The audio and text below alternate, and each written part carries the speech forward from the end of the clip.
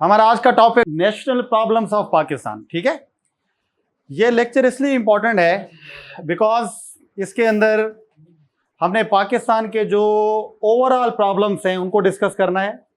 और पाकिस्तान के overall problems को पहले तो हम कैटेगराइज करेंगे कि वो हैं कितने, और हर प्रॉब्लम का कॉज क्या है, उस प्रॉब्लम के पॉसिबल इम्प्लीकेशंस क्या हैं, उस प्रॉब्लम के पॉसिबल पॉलिसी रिकमेंडेशंस क्या हो सकती हैं। We are not talking about solutions, ठीक है, पॉलिसी रिकमेंडेशंस की बात हो रही है। तो अगर आप पॉलिसी रिकमेंडेशंस को समझेंगे, उसको अंडरस्टैंड करेंगे, तो आपको बहुत ज़्यादा हेल्प आउट हो जाएगी चीज़ों को समझने में। क्लियरिटी है? तो national problems of Pakistan, causes उन प्रॉब्लम्स के क्या हैं, उनके पॉसिबल चैलेंजेस या इम्प्लीकेशंस क्या हो सकते हैं, उनमें से हमें अपॉर्चुनिटीज कौन सी हैं, और उसके सॉल्यूशंस या पॉलिसी रिकमेंडेशंस क्या हो सकती हैं। इसको आज हम पढ़ने की, समझने की और डिस्कस करने की कोशिश करेंगे। यानी चीज़ें क्लियर है कि करना क्या है आज हमने। So what we will discuss basically, तो सबसे पहले हम कैटेगराइज करेंगे the major problems of Pakistan, कौन से हैं। फिर हम कॉजेज ऑफ दोज प्रॉब्लम्स, कि वो प्रॉब्लम्स क्यों हो रहे हैं, उसके कॉजेज क्या हैं, उनको देखेंगे। और फिर चैलेंजेस क्या हैं उसको डील करने में, या उनकी इम्प्लीकेशंस क्या हो सकती हैं प्रॉब्लम्स की, उनको देखेंगे। और फिर हम अपॉर्चुनिटीज देखेंगे कि उन प्रॉब्लम से हमें अपॉर्चुनिटीज भी कुछ हैं कि नहीं है। फॉर एग्जांपल, आपका जैसे एक सबसे बड़ा प्रॉब्लम है पॉपुलेशन का प्रॉब्लम है ना पाकिस्तान का, बट वो ब्लेसिंग इन डिस्गाइज है, यानी उससे आपकी इम्प्लीकेशंस तो हैं, रिसोर्सेज पे स्ट्रेस आता है, सारी चीजें, उससे आपको अपॉर्चुनिटीज भी आती हैं। क्या कि पॉपुलेशन ज्यादा है, अगर उसको वर्क फोर्स में लगा दिया जाए तो वही आपकी पॉपुलेशन आपके लिए एक सोर्स भी बन सकती है। तो ये अपॉर्चुनिटीज, जैसे यूथ है तो आपका एक तो बर्डनाइज है आपके ऊपर, अगर उसको एम्प्लॉयड नहीं करते प्रॉपर तरीके से, इम्प्लीकेशन है, बट उसी से आप फायदा भी तो ले सकते हैं प्रॉपर तरीके से उसको यूज करके। तो every problem has its opportunities as well. तो अच्छी पॉलिसी आपकी होती यही है, अच्छा एनालिसिस आपका होता ही यही है कि जिसके अंदर आप क्या करते हैं, प्रॉब्लम से भी अपॉर्चुनिटीज ले लेते हैं आप। ठीक है, तो अपॉर्चुनिटीज क्या है, और फिर हम पॉलिसी रिकमेंडेशंस के ऊपर जाएंगे कि उन प्रॉब्लम्स को डील कैसे किया जा सकता है। Is it clear? यहां तक क्लियरिटी है? आपने ओवरऑल अपने पाकिस्तान अफेयर और करंट अफेयर का जो पाकिस्तान अफेयर वाला पोर्शन है डोमेस्टिक इश्यूज का, उसमें इस अप्रोच को माइंड में रखना है, तो आपकी काफी चीजें आसान हो जाएंगी। यहां तक क्लियरिटी है? तो सबसे पहले हम चलते हैं कि नेशनल प्रॉब्लम्स ऑफ पाकिस्तान के हैं कौन कौन से। पाकिस्तान के मेन नेशनल प्रॉब्लम्स हैं 6, जिसको आज हम डिस्कस करेंगे। There are 6 main problems of Pakistan. How many? 6 problems. 6 problems में क्या आता है? पहला आपका जो प्रॉब्लम है पाकिस्तान का, दैट इज नेशनल कोहेजन और नेशनल इंटीग्रेशन प्रॉब्लम है भाई, because Pakistan lacks in national integration. हमारे यहां नेशनल कोहेजन के इश्यूज हैं, सबसे बड़ा प्रॉब्लम है। समझ आ रही है? दूसरा हमारा प्रॉब्लम है कौन सा? इकोनॉमी है कि नहीं, हमारी फैलिटरिंग इकोनॉमी, या हमारी जो इकोनॉमी डिक्लाइन के अंदर जा रही है, जिसको अगर हम दूसरे सेंस में कहें कि सिक्योरिंग अवर इकोनॉमिक फ्यूचर, हम अपना इकोनॉमिक फ्यूचर कैसे सिक्योर कर सकते हैं। This is a big problem of Pakistan. Is it clear? तो दूसरा ये प्रॉब्लम है। तीसरा पाकिस्तान जिसको फेस कर रहा है, that is defence and external security, है कि नहीं पाकिस्तान का प्रॉब्लम। इधर से अफगानिस्तान की तरफ से इश्यूज, इंडिया की तरफ से इश्यूज, कभी कभी आपके ईरान की तरफ से इश्यूज हो जाते हैं। तो आपकी एक डिफेंस और एक्सटर्नल सिक्योरिटी भी आपके लिए इंपॉर्टेंट है, प्रॉब्लम है पाकिस्तान का। इसको कैसे डील करेंगे हम। आपका जो 4th नंबर पे प्रॉब्लम है पाकिस्तान का, दैट इज इंटरनल सिक्योरिटी। और इंटरनल सिक्योरिटी में आपका क्या आता है, डिटेल से आगे पढ़ेंगे एक एक करके। सेक्टेरियनिज्म है भाई, हाइब्रिड वॉरफेयर का कंसेप्ट आपका है, जिसको डिटेल से हमने पढ़ा भी हुआ है, याद आ रही है कुछ चीजें। तो वो आपका सबसे बड़ा प्रॉब्लम है, उसको कैसे डील करना है, उसके कॉजेज क्या हैं, उसकी इम्प्लीकेशंस क्या हो सकती हैं, और साथों साथ जो है उसके पॉलिसी रिकमेंडेशंस क्या हो सकती हैं। Is it clear? And then there is, अगर हम 5वें नंबर पे जाते हैं, पाकिस्तान का सबसे बड़ा प्रॉब्लम है foreign policy in changing world order. Do you remember my lecture on it, कि चेंजिंग वर्ल्ड ऑर्डर के अंदर पाकिस्तान की फॉरेन पॉलिसी को क्या इश्यूज हैं, उनके प्रॉब्लम्स क्या हैं, उनके कॉजेज क्या हो सकते हैं, how we have to shape our foreign, how we have to keep a balance in our foreign policy in changing world order. तो उस चेंजिंग वर्ल्ड ऑर्डर को हम देखेंगे कैसे हो रहा है, उसके अंदर हमने किस किस के साथ, मेजर पावर के साथ रिलेशन का इशू है, मुस्लिम स्टेट्स के साथ है, नेबरिंग स्टेट्स के साथ है, इंटरनेशनल ऑर्गेनाइजेशंस के साथ कैसे रिलेशन रखना है. This is a big problem of Pakistan. Is it clear? And then lastly we have a main issue of human security 6 number पे. तो ह्यूमन सिक्योरिटी को हम मजीद सेग्रीगेट करेंगे. Health security, gender security issue है कि नहीं है, जेंडर इश्यूज, हेल्थ इश्यूज, आपकी climate change, water stress issues है ना सारे, पॉपुलेशन की ग्रोथ जो आपकी एक्सपोनेंशियल ग्रोथ हो रही है, this is a big issue. तो हम इन 6 इश्यूज को आज डिस्कस करेंगे. Is it clear? तो मुझे ये बताएं कि आपका पाकिस्तान के डोमेस्टिक इशू और पाकिस्तान अफेयर में इन इश्यूज के बाहर कौन सा इशू रहता है आपका? आई डोंट थिंक सो कि कोई इशू बाहर जाएगा, यही सेम इशूज हैं.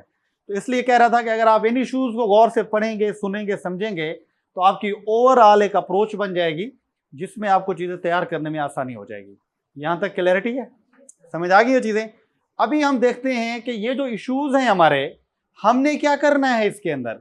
हम इन इश्यूज के नंबर 1 जाएंगे, क्या करेंगे हम इनके कॉजेस के. कॉजेस क्या हैं? फॉर एग्जांपल आपकी नेशनल कोहेजन, नेशनल इंटीग्रेशन का कॉज क्या है? Why we lack in national integration.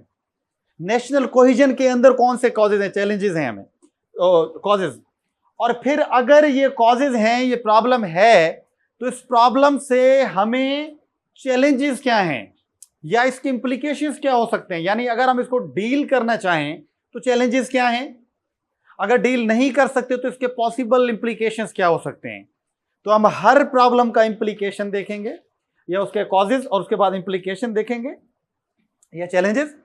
3rd number पे हम डिस्कस करेंगे क्या, अपॉर्चुनिटीज, कि उन इश्यूज को हम अपॉर्चुनिटीज में कैसे कन्वर्ट कर सकते हैं.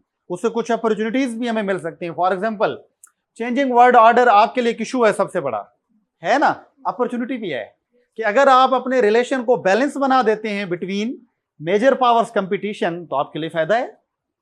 और इशू क्या है, चैलेंज क्या है आपके लिए अगर नहीं बना पाते तो सिमिलरली आपके पास हर इशू के साथ आपके पास अपॉर्चुनिटीज भी हैं.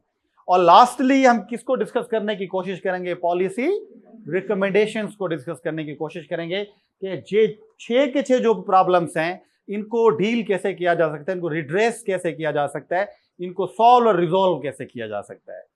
Is it clear? समझ आई ये चीजें? तो आपका पूरा पाकिस्तान अफेयर का पेपर और करंट अफेयर के अंदर जो डोमेस्टिक इश्यूज हैं वो आपका इन इश्यूज के आसपास घूमेगा पेपर. तो इसलिए इसको गौर से पढ़ेंगे, सुनेंगे, समझेंगे तो आपको काफी ज्यादा हेल्प आउट होगी. Is it clear? यहां तक चीजें क्लियर हैं? Should we move? गुड. अभी चलते हैं पॉलिसी रिकमेंडेशंस, सॉल्यूशंस और सजेशंस. हम क्या करेंगे आगे, हम देखेंगे कितनी आपके पास पॉलिसी रिकमेंडेशंस हो सकती हैं. 1 2 3 4 5 6 एंड 7. अगर ये 7 पॉलिसी रिकमेंडेशंस आप हर इशू के साथ डालेंगे तो आपकी पॉलिसी रिकमेंडेशन सेंस बनाएंगी. कुछ क्लियर हो रहा है? हर इशू के साथ. ये तो 6 के साथ तो हमने करना ही करना है ना. इसके अलावा भी आपके यहां कोई इशू आ रहा है तो आपने फिक्स टारगेट किसको करना है, उसको सॉल्व करने के अंदर इन 7 अप्रोचेस को पॉलिसी रिकमेंडेशंस के तौर पे. तो अभी जरा पहले इनको पढ़ते हैं, इनको डिस्कस करते हैं कि ये 7 रिकमेंडेशंस, पॉलिसी रिकमेंडेशन हैं क्या. अभी आप हैरान हो गए होंगे कि मैंने पहले क्यों बता दिया है रिकमेंडेशंस. ऐसा ही है ना, क्योंकि पहले इनको समझेंगे आप लोग तो फिर हर इशू को जब हम पॉलिसी रिकमेंडेशंस में जाएंगे तो आपके माइंड में ये आ जाएंगी, तो आपको वो चीजें पढ़ने में आसानी हो जाएगी, समझने में. कुछ क्लियर हो रहा है? और ये मैं इसलिए भी पहले आपको बता रहा हूं कि इन इश्यूज को छोड़ के भी कोई भी और इशू आ जाए तो उसके अंदर आपका फोकस होना चाहिए इन 7 पॉलिसी रिकमेंडेशंस पे. कौन कौन सी हैं? Number 1, in order to deal any problem Pakistani government must make sure about whole of government approach, जिसमें गवर्नमेंट के सारे इंस्टीट्यूशन शामिल हों. किसी प्रॉब्लम को अगर आप डील कर रहे हैं तो सारे प्रॉब्लम्स का एक प्लेटफॉर्म पे होना इंस्टीट्यूशंस का फायदेमंद है कि नहीं है? अगर आप उनको सैनिटाइज कर लेते हैं तो आपकी पॉलिसी अच्छी होगी. दूसरे नंबर पे क्या है? इंक्लूसिविटी.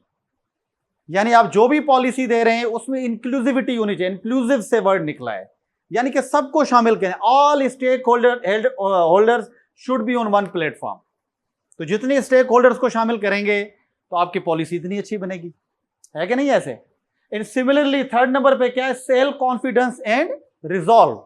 मतलब आपने किसी भी प्रॉब्लम को अगर डील करना है पाकिस्तान के अंदर, तो सबसे पहला हमारे यहाँ जो गवर्नमेंट का रिस्पॉन्सिबिलिटी बनती है, जिम्मेदारी बनती है, वो क्या है, सेल्फ कॉन्फिडेंस एंड रिजॉल्व की। मतलब कि आप अवाम और गवर्नमेंट, पब्लिक एंड स्टेट के दरमियान एक कॉन्फिडेंस का रिलेशन बिल्डअप होना जरूरी है।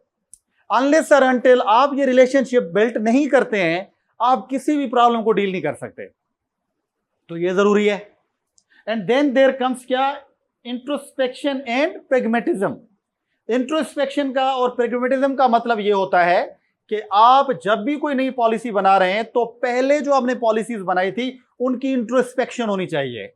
यानी कि उसको इस प्रोसेस से गुजारेंगे, अगर वो पॉलिसी नाकाम गई है तो क्यों गई है, समझ आ रही है। यानी पहले वाली पॉलिसीज का क्रिटिकल एनालिसिस लाजमी है और फिर आप नई पॉलिसी दें। ऐसा नहीं हो सकता कि पहले पॉलिसी दी हुई थी, आपने नई पॉलिसी दे दी, पहले को पढ़े ही नहीं, समझे ही नहीं आपने। आपको पता होना चाहिए कि पहली नाकाम क्यों हुई है, उसके बेस पे आप नई पॉलिसी देंगे। और वो किस बेस पे होनी चाहिए, प्रेगमेटिज्म। प्रेगमेटिज्म का मतलब क्या है, रियलिस्टिक ग्राउंड्स के ऊपर।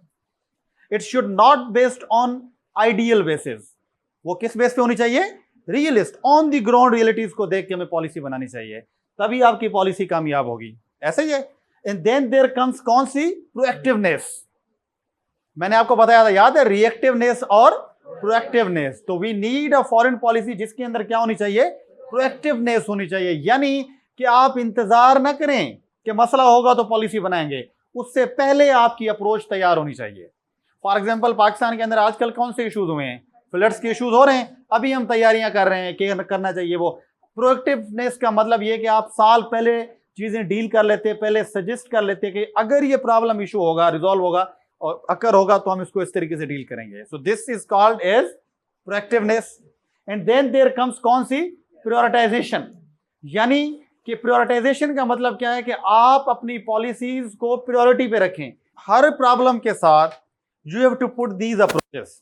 और हम ये 6 प्रॉब्लम्स जितने भी हमने पढ़े हैं उसके साथ हम इन अप्रोचेस को लेके जाएंगे। यहां तक क्लैरिटी हो रही है।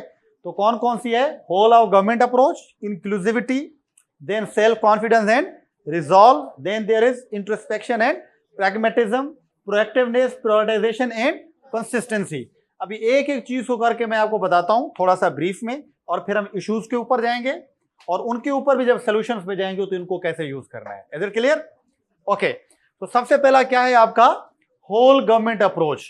होल गवर्नमेंट अप्रोच के अंदर क्या होता है कि आपकी स्टेट के सारे ऑर्गन्स की कोऑर्डिनेशन होनी चाहिए whenever you make any policy.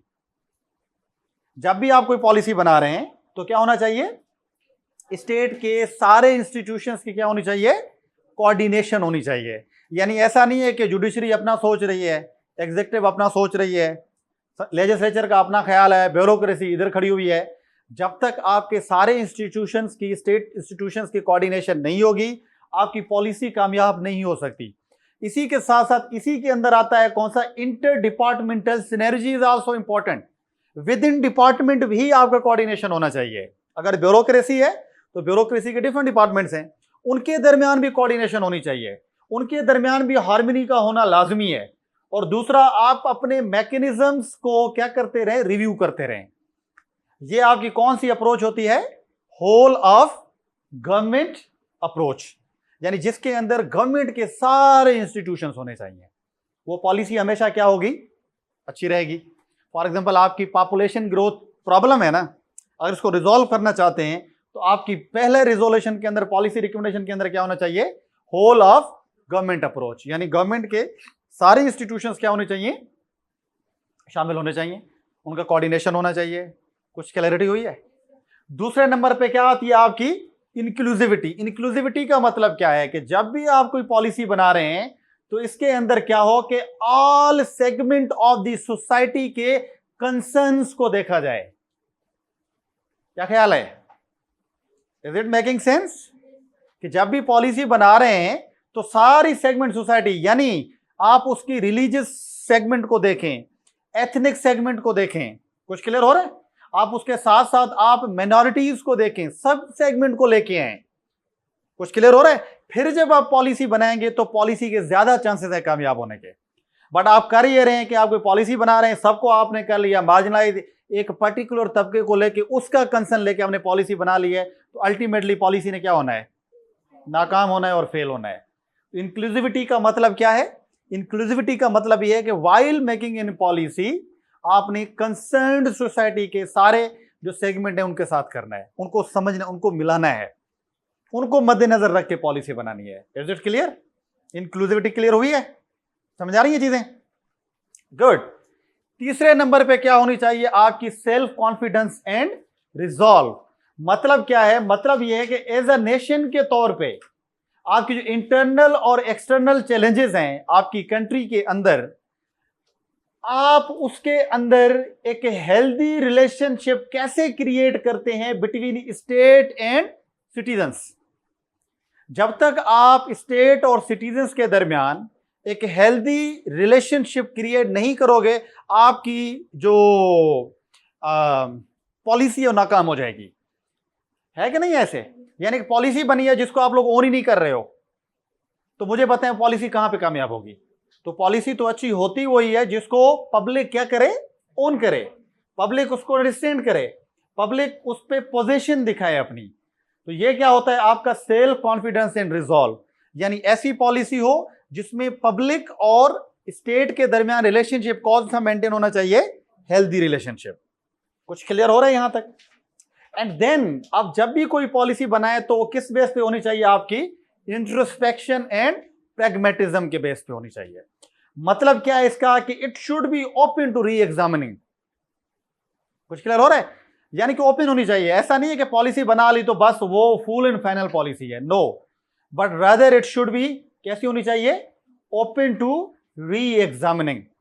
मतलब कि हाँ, आपको अगर लगता है कि पॉलिसी ठीक नहीं है तो आप उसको री एग्जामिन कर लें। आपकी पॉलिसी हमेशा चेंज रहे, आपकी पॉलिसी हमेशा एक प्रोसेस से गुजरती रहे, वो फुल एंड फाइनल पॉलिसी नहीं होनी चाहिए। इसको हम क्या देते हैं? एंड देन प्रैग्मेटिक अप्रोच का मतलब क्या है? जो आपके नेशनल इंटरेस्ट हैं वो आपके टॉप पे होने चाहिए और आप इमोशंस को साइड पे रखें। किसको साइड पे रखें? इमोशंस को साइड पे रखें। आपकी पॉलिसी हमेशा हो नेशनल इंटरेस्ट के बेस के ऊपर। कुछ क्लैरिटी हो रही है यहां तक?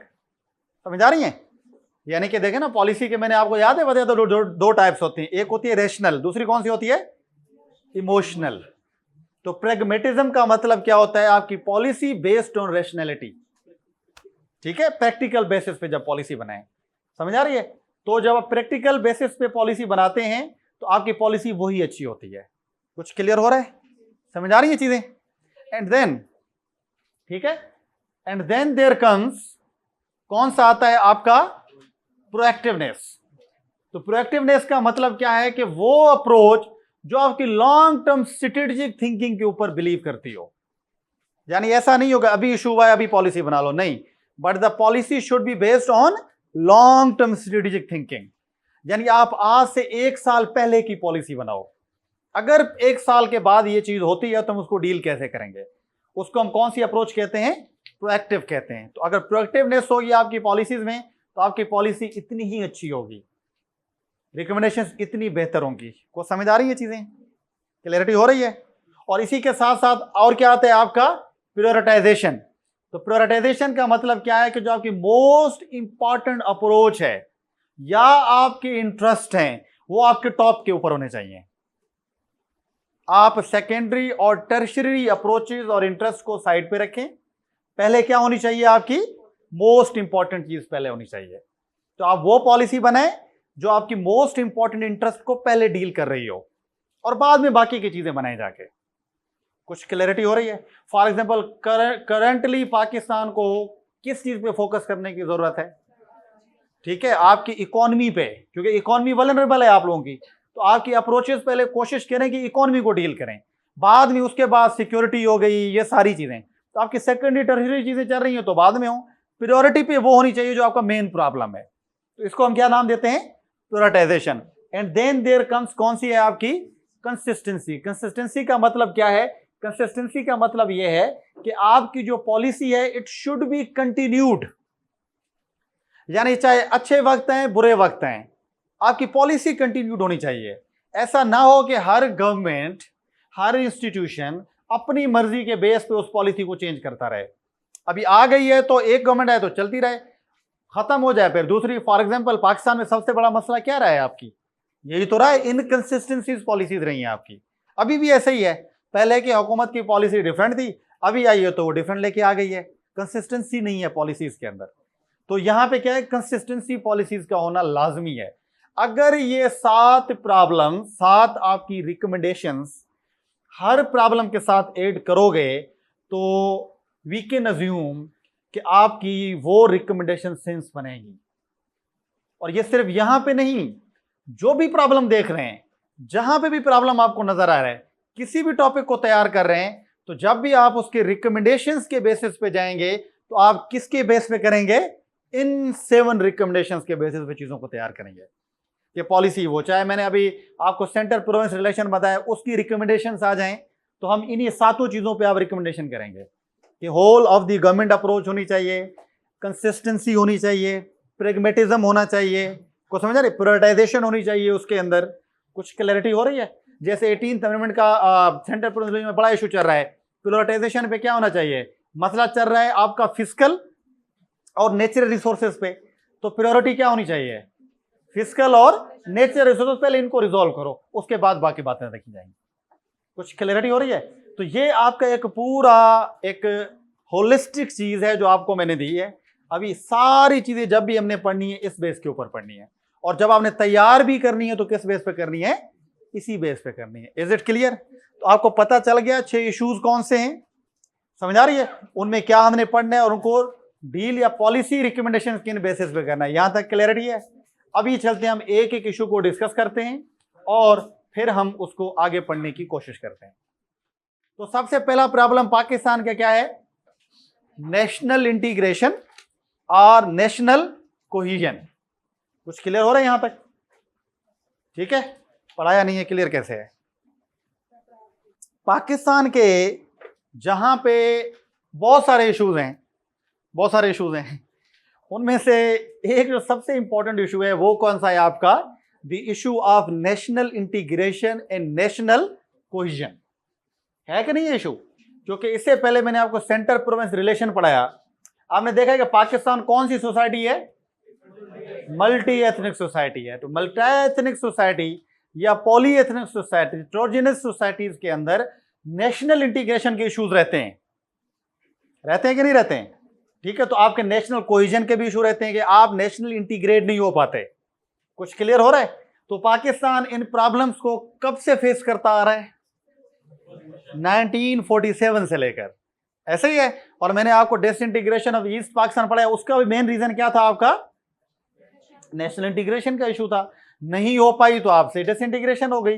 अभी भी अगर आपकी पाकिस्तानी स्टेट के अंदर आपकी जो है क्या कहते हैं, आपकी सेंट्रीफ्यूगल फोर्सेस इंक्रीज हो रही हैं, तो उसका मेन रीजन क्या है, नेशनल इंटीग्रेशन, कि आप नेशनली इंटीग्रेट नहीं हो पाए। यहां तक क्लैरिटी है? तो इसको पढ़ने से पहले जरा थोड़ा इसको डिफाइन कर लेते हैं कि ये होती क्या है नेशनल इंटीग्रेशन। ठीक है, देखिए 3 चीजें हैं। एक है आपकी क्या, नेशनल इंटीग्रेशन, तो मैंने आपको बताया था TION जिसके लास्ट में आता है वो क्या होता है, हमेशा प्रोसेस होता है। इंटीग्रेशन का मतलब क्या है, मिलना।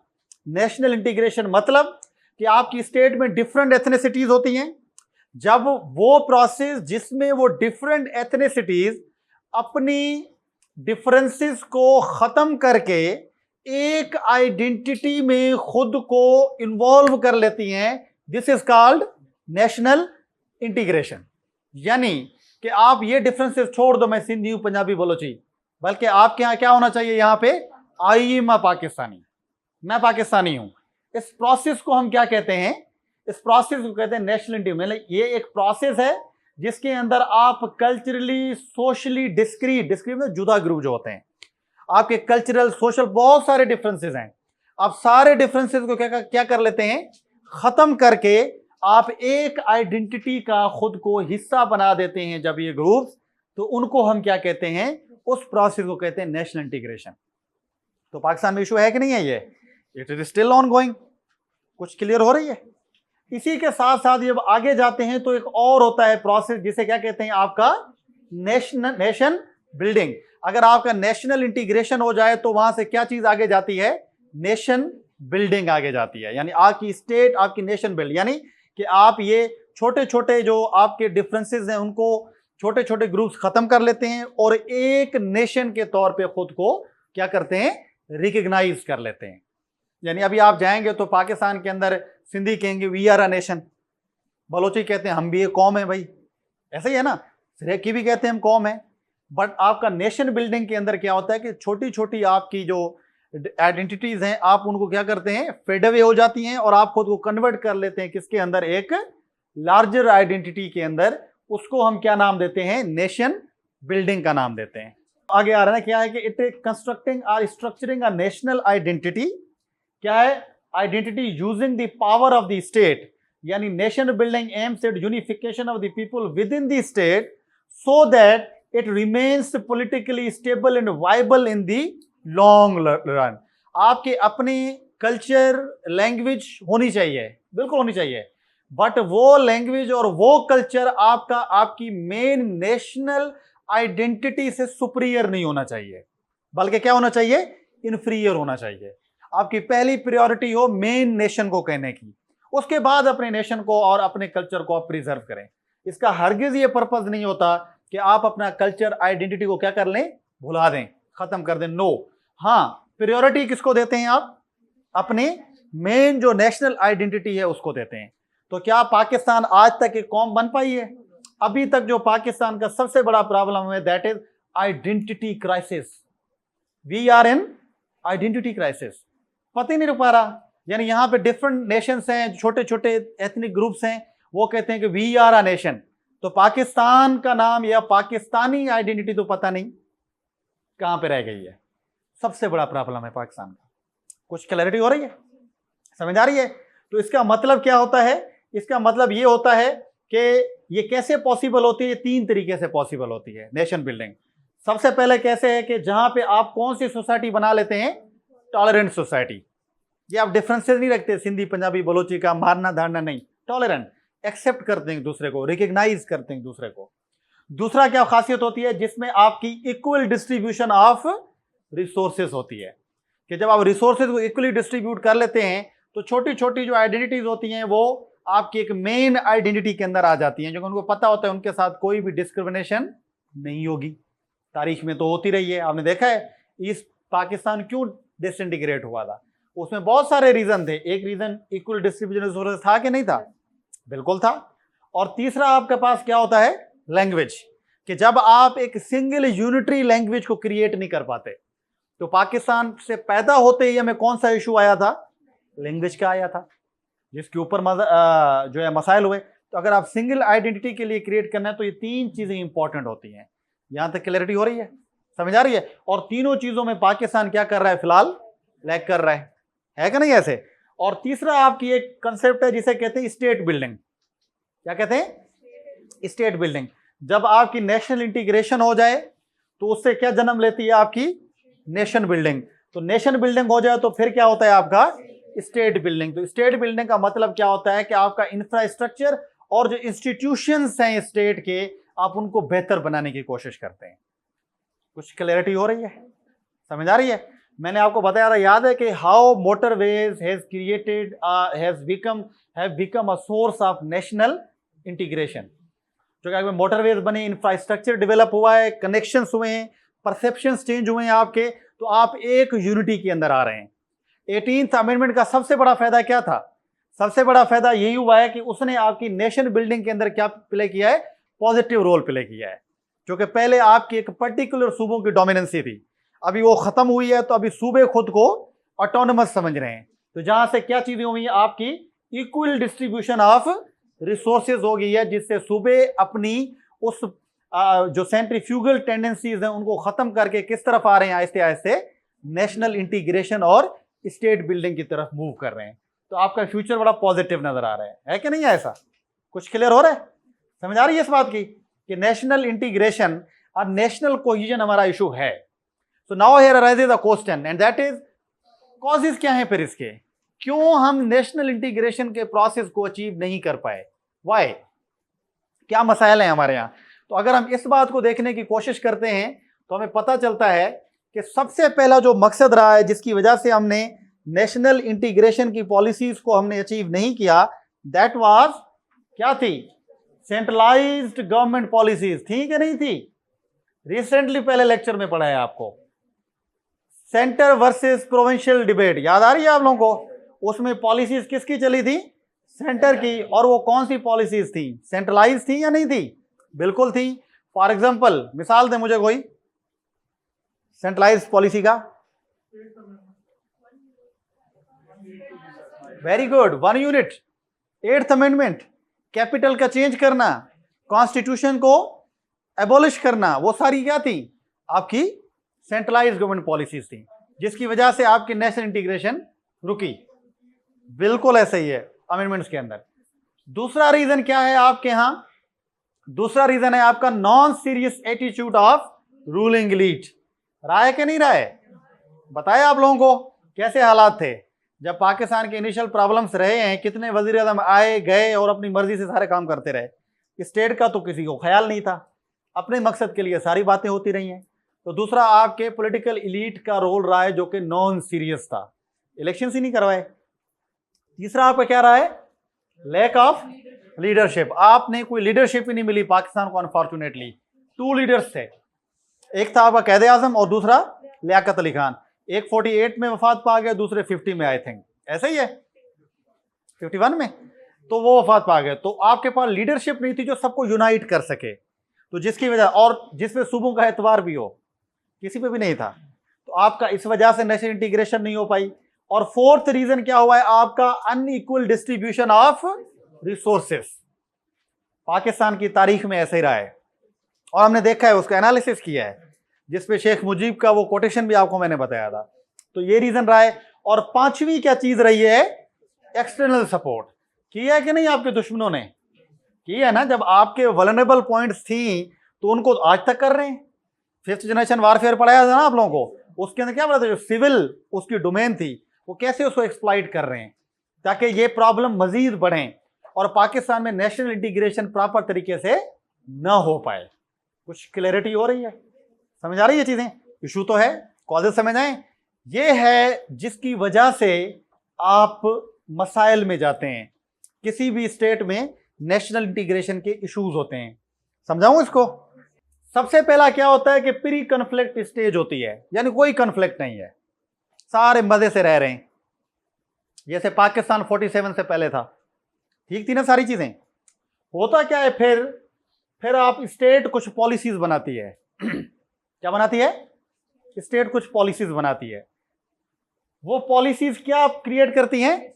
मिसट्रस्ट क्रिएट करती हैं बिटवीन सेंटर एंड प्रोविंसेस के दरमियान। ऐसा ही है। उस मिसट्रस्ट से नतीजा किसका निकलता है? कॉन्फ्लिक्ट हो जाता है। वो कहते हैं आप हमें दीवार से लगा रहे हैं, ऐसा ही है, तो कॉन्फ्लिक्ट होता है। और उस कॉन्फ्लिक्ट से क्या होती है? रेफर्मेशन ऑफ नेशनैलिटी, यानी वो कहते हैं कि आप हमें नेशनैलिटी समझते ही नहीं है। यहां से आपकी सेंट्रीफ्यूगल टेंडेंसी ऐसे ऐसे क्या हो रही होती है? जन्म ले रही होती है। कुछ क्लियर हो रहा है? और फिर क्या होता है कि इस पे सोने पे सुहागा लगता है। कैसे? जब इसी को ही किसकी सपोर्ट मिलती है? एक्सटर्नल सपोर्ट मिलती है। आपके आसपास का दुश्मन बैठा हुआ है, वो उनको सपोर्ट करना शुरू कर देता है कि भाई आप एक काम करो, आप इंसर्जेंट मूवमेंट चलाओ। वो तो फ्रीडम मूवमेंट कहते हैं ना, आप फ्रीडम की मूवमेंट चलाओ, हम बैठे हैं आपको हेल्प करेंगे, निकलो इनसे, जान छोड़ो। कुछ क्लियर हो रहा है? आपको एक्सटर्नल सपोर्ट मिलती है और फिर कन्फ्लिक्ट क्या हो जाता है आपका? एस्केलेट हो जाता है, ज्यादा लड़ाई झगड़ा शुरू हो जाता है। स्टेट चाहती है उनको न्यूट्रलाइज करना और वो उसको रिटेलिएट करते हैं, तो कन्फ्लिक्ट हो जाता है। और उससे क्या पैदा होता है? आपकी सेशनिस्ट मूव्स आते हैं। सेशनिस्ट मूव का क्या मतलब है? डिसइंटीग्रेशन। वी वांट डिसइंटीग्रेशन, हमें नहीं रहना इनके साथ। तो बाकायदा आपकी क्या चल जाती हैं? मूवमेंट्स चलती हैं, जहां से आपके नेशनल इंटीग्रेशन के इश्यूज होते हैं। कुछ क्लैरिटी हो रही है? अगर इस इशू को देखें तो आपको पाकिस्तान की समझ आएगी। हमारा सारा मसला कहां से स्टार्ट हुआ था और हमने कौन सी पॉलिसीज रखी? सेंट्रलाइज्ड अथॉरिटेरियन पॉलिसीज रखी, जिसकी वजह से आपके जो छोटे छोटे सूबे थे या जो आपकी एथनिसिटीज थी वो किस तरफ चली गई? सेंट्रीफ्यूगल फोर्सेस की तरफ चली गई। और ये सारी चीजों ने हमें जन्म लिया, एक्सटर्नल सपोर्ट मिली, स्टिल जो आपको मिल रही है यहाँ पे, तो आप इस पोजीशन पे चले गए। कुछ क्लैरिटी हो रही है? तो है कि नहीं इशू पाकिस्तान के अंदर? है ना इशू? समझ आ रही है? अभी जब ये इशू है तो इसके इंप्लीकेशंस क्या हैं या चैलेंजेस क्या हैं इसके? भाई सबसे बड़ा इंप्लीकेशन क्या है? इसी की वजह से हमने एक सबसे बड़ा मसला देखा। कौन सा था? ईस्ट पाकिस्तान की डिसइंटीग्रेशन इसी वजह से हुई। तो पाकिस्तान के अंदर जो एथनिक पॉलिटिक्स का राइज हुआ है वो भी किस बेस पे हुआ है? इसी वजह से हुआ है। ये जो बलूचिस्तान के अंदर कुछ बातें होती हैं, सिंध के अंदर जो बातें हो रही हैं एथनिक पॉलिटिक्स की, वो भी इसी वजह से हो रही हैं। है कि नहीं ऐसे? और पाकिस्तान के अंदर जो इंसर्जेंट और सेशनिस्ट मूवमेंट्स स्टार्ट हुई हैं वो भी किस वजह से स्टार्ट हुई हैं? एक रीजन उसका यही भी है कि इंटीग्रेशन नहीं हुई, एक्सटर्नल सपोर्ट मिल गई उनको। तो देयर आर ऑलवेज, आपने देखा नहीं है BLA और ये जो मूवमेंट्स चल रही हैं ये इसी बेस पे चल रही हैं। एंड देन आपकी नए सूबों की डिमांड भी इसी बेस पे हुई है। बहुत सारे कॉजेज हैं और एक मेन कॉज क्या है? National integration. वो कहते भी हमें इक्वल डिस्ट्रीब्यूशन नहीं मिल रही है लिहाजा हमें सूबा अलग तो यहाँ पे सिरैकी बेल्ट के अंदर जो सिरैकी सूबे की बात है, वहाँ आपके मुहाजिर सूबे की बात हो रही है, हज़ारा सूबे की बात हो रही है। ये सूबों की डिमांड की भी एक रीज़न ये है कि आप नेशनल इंटीग्रेशन के प्रोसेस को अचीव नहीं कर पाए। And then lack of national integration हो ही नहीं रही है आपके यहाँ, इंप्लीकेशन है सबसे बड़ा। और फिर यही इंप्लीकेशन किसके हाथ में लगता है? आपके एनिमीज इसको मजीद एक्सप्लॉइट करते हैं और वो क्या बन जाता है? आपका फॉल्ट लाइन बन जाती है। तो पाकिस्तान की आजकल बहुत सारी फॉल्ट लाइंस हैं, उनमें से एक इंपॉर्टेंट फॉल्ट लाइन कौन सी है? यही आपकी नेशनल इंटीग्रेशन। क्या आपके यहाँ नहीं है? आपके यहाँ एथनिक पॉलिटिक्स है जिसको आपको दुश्मन यूज करता है और आपकी अगेंस्ट कर देता है। कुछ क्लियर हो रहा है? समझ आ रही है चीजें? इस मसले को सॉल्व कैसे किया जा सकता है ना? एग्जैक्टली कैसे किया सकता है? तो यानी आप ऐसी पॉलिसी बनाएं जो क्या होनी चाहिए? Whole of government. आप ऐसी पॉलिसी बनाएं जो क्या होनी चाहिए?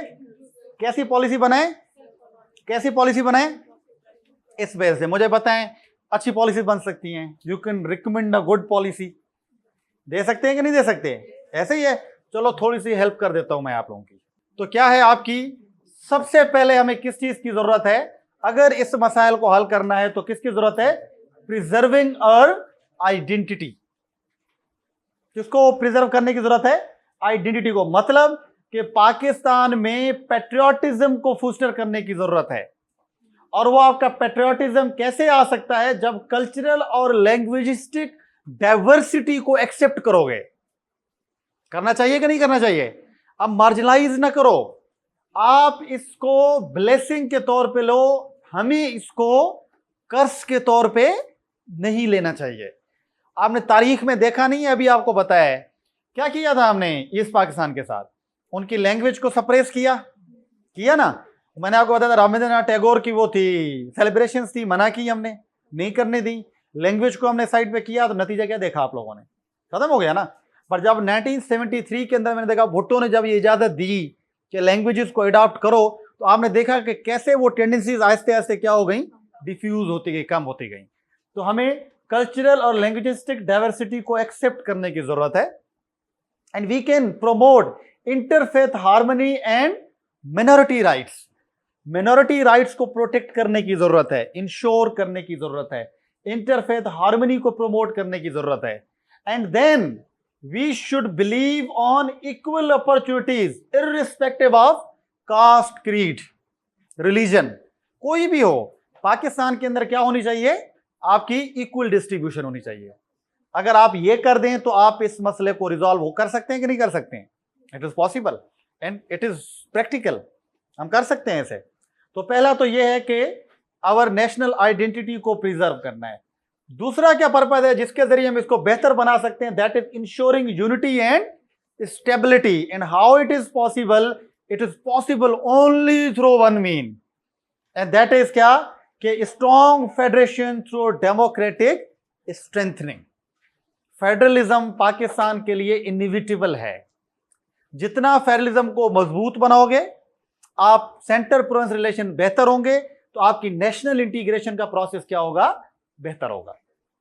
और ये चीजें हुई हैं अभी।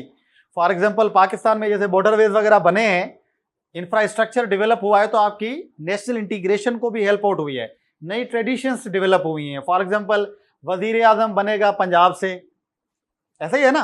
आपका स्पीकर जो है वो बनेगा केपीके से, सेनेट का चेयरमैन बनेगा आपका बलूचिस्तान से।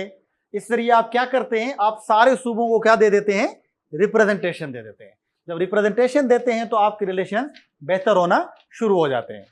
तो इस चीज को जरूरत है। And then ensure harmony among federating units and territories of Gilgit Baltistan, Jammu Kashmir, वहां पे भी हमें अच्छी पॉलिसीज देनी चाहिए ताकि वो भी हमारे साथ ही रहें। कुछ क्लैरिटी हो रही है?